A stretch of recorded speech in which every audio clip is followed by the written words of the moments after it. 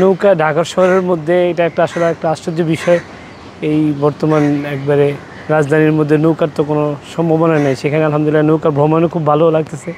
কিন্তু আসলে আফসোসের বিষয়, আজকে প্রায় যুগ যুগ যাবত এখানে এই নৌকার পারাপার হইতেছে। এই জায়গাটা কোনো একটা সমাধান হয় না। বিভিন্ন সময় দেখছিলাম এখানে বিভিন্ন রকম মোকদ্দমা লাগানো ছিল, সাইনবোর্ড ছিল, এখন আবার নাই। এক এক সময় এক এক রকম দেখা যেতেছে। তো এটাতে দ্বারা আলহামদুলিল্লাহ মানুষের এমনি আসা যাওয়া সহজ হইতেছে। আমরা যারা সেই মুগদা, মান্ডা বা মাইকনোতে আসতেছি, এই দিক দিয়ে সহজে আসা যাইতেছে। এখানে ঘুরে আসতে হয়, দিক দিয়ে সহজে মোটামুটি পার হওয়া যায়, আর মোটামুটি সেফও হয়। সময় অনেক, হ্যাঁ, 5 টাকা করে লাগে প্রত্যেকটা, 5 টাকা। আমি 5-7 বছর ধরে এই দিক দিয়ে আসতেছি।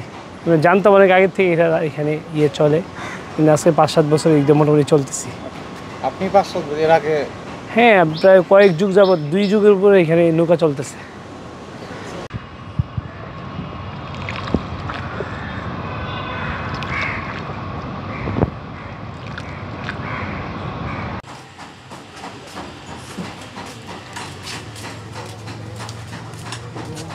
স্বাধীনের আগের থেকে লোকজন পারাপার হয় শর্টকাটের জন্য, তাড়াতাড়ির জন্য। ওদিক দিয়ে ঘুরে গেলে প্রায় 20 মিনিট সময় লাগে। লিসকাজে গেলে প্রায় 30-40 টাকা ভাড়া লাগে। এখান দিয়ে 1-2 মিনিটের ভিতরে 5 টাকা দিয়ে পার হয়ে যায়।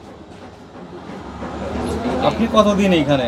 এখানে আমি ছোট থেকে এখানে প্রায় আমি 30 বছর যাবত। 4 আনা ছিল 30 পয়সা, 8 আনা 1 টাকা, 2 টাকা, এখন 5 টাকা।